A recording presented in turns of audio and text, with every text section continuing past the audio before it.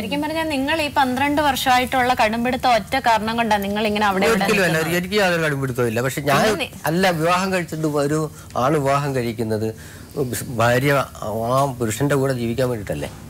നിങ്ങൾ കണ്ണൂരല്ലായിരുന്നോ? അതെന്റെ പണി തൊഴിലിന് പോകുന്നതല്ലേ. പിന്നെങ്ങനെ അവർക്ക് അന്നേരം പറയാല്ലോ നിങ്ങൾ തൊഴിലിന് പോയാൽ ഞാൻ എന്റെ വീട്ടിൽ പോകും, അതുകൊണ്ട് തൊഴിലിന് പോകാൻ പറ്റത്തില്ല, നാട്ടിലെ പണി എടുത്താന്ന് പറഞ്ഞാൽ അന്നേ നിർത്തും. ഇത് നിങ്ങൾ പോകുന്നിടത്ത് നിങ്ങളുടെ സ്ഥാപിത താല്പര്യങ്ങൾക്ക് വേണ്ടി നിങ്ങൾ അവിടെ താമസിക്കും. ഞാൻ ആവശ്യങ്ങൾക്ക് ഇടക്കിടക്ക് ഓരോ ആവശ്യങ്ങൾ സ്ഥിരമായിട്ട് നാട്ടിൽ നിൽക്കാൻ വന്നിട്ട് എത്ര കാലമായി? ഇപ്പോഴാ ഞാനിപ്പോ വന്നിട്ട് ഒരാഴ്ചയായുള്ളൂ. ഒരാഴ്ചയുടെ കാര്യം ഇപ്പൊ ഒരാഴ്ച എന്തോ പണി ചെയ്ത് ജീവിച്ച്? ഈ ഒരാഴ്ച പണിക്കൊന്നും പോയില്ല, പണിക്ക് പോകാൻ പറ്റത്തില്ല. ഞാൻ അന്ന് പണിക്ക് പോകുന്ന സമയത്ത് എന്റെ കയ്യിലുള്ള പൈസ കൊണ്ടുവന്നിട്ട് പിന്നെ ഇപ്പൊ തൽക്കാലം ജീവിക്കുന്നു. നിങ്ങളുടെ ഭാര്യയും കുഞ്ഞും അങ്ങനെ ജീവിക്കുന്ന അന്വേഷിച്ചോ? ഭാര്യയും കുഞ്ഞിന് ചെലവിന് കൊടുക്കുന്നുണ്ടല്ലോ, കോടതിയിൽ ഞാൻ പൈസ കെട്ടി വെച്ചിട്ട്. ഒരു ഭാര്യയും കുട്ടിയെ അന്വേഷിക്കാത്ത ആള് പിന്നെന്തോ അവകാശം പറഞ്ഞാൽ ഇനി ഞാൻ ഒഴിയത്തില്ല എന്നൊക്കെ പറയുന്നത് ഞങ്ങൾക്ക് മനസ്സിലാകാത്തൊരു കാര്യം. 28 വീട്ടിന്റെ കാര്യങ്ങളൊക്കെ ഇദ്ദേഹമാണോ നടത്തിയിരുന്നത്? 28 കഴിഞ്ഞ് പിന്നൊരു ഒരു നാടകം കൂടെ ഉണ്ടായി. ഇത് നമുക്ക് വളരെ വിഷമമുള്ള കേസാണ്. നമ്മളെ ബന്ധപ്പെട്ട് ഉണ്ടാക്കിയ കാശ. ഈ നാട്ടിൽ ഇങ്ങനെ കുറച്ച് പേരുണ്ട്. ഈ പാവപ്പെട്ടവരുടെ വീട്ടിൽ ചെന്നിട്ട് എങ്ങനെയെങ്കിലും അത് പിന്നെ എന്തെങ്കിലും കിട്ടുന്ന വാങ്ങിച്ചിട്ട് കൊണ്ടുനടന്ന് വെള്ളം വീർപ്പിക്കുകയും കാര്യങ്ങൾ കാണുകയും ചെയ്തിട്ട് ഞാൻ കൊടുക്കില്ല, എൻ്റെ കയ്യിലില്ല, ഞാൻ ഉണ്ടോന്നോളാം, ജയിലിൽ കിടക്കാമെന്നുള്ള സംഭാഷണമാണ് പറയുന്നത്. ഇതിനൊക്കെ വേറെയും പരിപാടികളുണ്ട്, അതിലേക്കൊന്നും നമ്മൾ കടന്നിട്ടില്ല. നമ്മുടെ മര്യാദയുടെ പുറത്ത് ഇന്ന് വരെ ഇത്രയും കാലം നീണ്ടിക്കൊണ്ട് പോകേണ്ട കാര്യമില്ല. എങ്കിലും ഞങ്ങൾ എല്ലാം സഹിച്ചും ക്ഷമിച്ചും മുന്നോട്ട് പോയിക്കൊണ്ടിരിക്കുന്നു. ഇന്ന് ശരിയാകും, നാളെ ശരിയാകും. വേണ്ട ഇയാൾ ഞങ്ങൾക്ക് ഒന്നും തരണ്ട.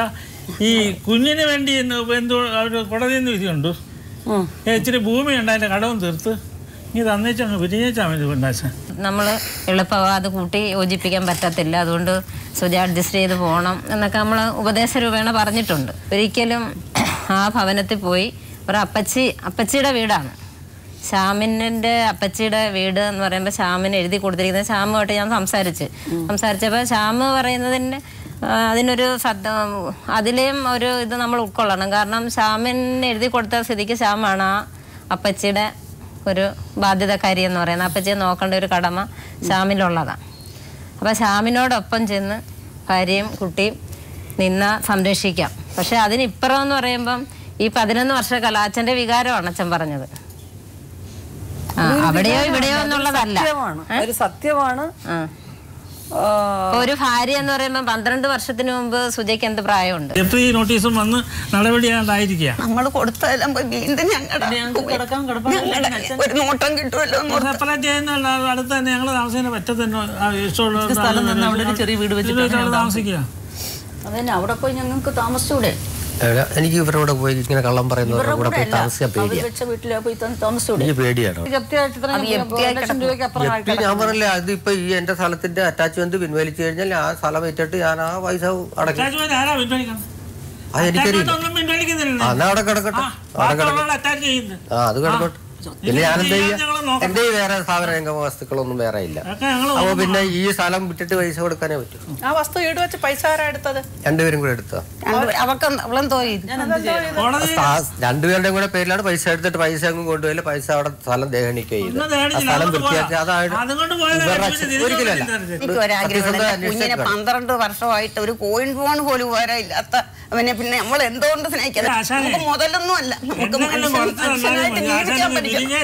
മെമ്പർ പറഞ്ഞുകൊണ്ട് വന്ന പൂർത്തിയാക്കാൻ പറ്റിയിട്ടില്ല. പറഞ്ഞാട്ടെ. ഇവിടെ വന്നതിന് ശേഷം ഇവർ രണ്ടുപേരുമായിട്ട് ഞാൻ സംസാരിച്ച്, അപ്പൊ ശ്യാമ് പറഞ്ഞ് പിന്നെ ഭാര്യയും കുഞ്ഞിനെയും ഞാൻ സംരക്ഷിക്കാം, എൻ്റെ വീട്ടിൽ, അതായത് ഇപ്പൊ ശ്യാമിന്റെ വീടാണ്, അപ്പച്ചി എഴുതി കൊടുത്ത സ്ഥിതിക്ക് ശ്യാമിന്റെ വീടാ, അവിടെ ചെന്ന് നിൽക്കണം, അതാണെങ്കിൽ സംരക്ഷിച്ചോളാം എന്നുള്ള രീതിയിൽ പറഞ്ഞു.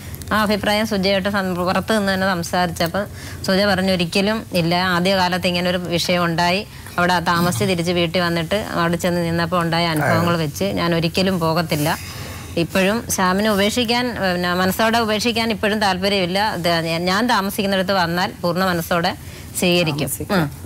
അതിനപ്പുറം ഒരു കോംപ്രമൈസിനും ഞാൻ തയ്യാറല്ല എന്നുള്ളതാണ് എന്നോട് പറഞ്ഞത്. ഇവര് രണ്ടുപേരും രണ്ട് ധ്രുവങ്ങളിലാണ് ഇപ്പൊ നിൽക്കുന്നത്. രണ്ടാമത് പ്രഗ്നൻസി ആയിട്ട് ഇയാൾ അനിയത്തിയുടെ കൂടെ വീട്ടിൽ നിർബന്ധമായിട്ട് സപ്പോർട്ട് ചെയ്യിച്ചത് അവർക്ക് സമ്മതം അല്ലെങ്കിൽ ചെയ്യാൻ കഴിയുമോ? അവർക്ക്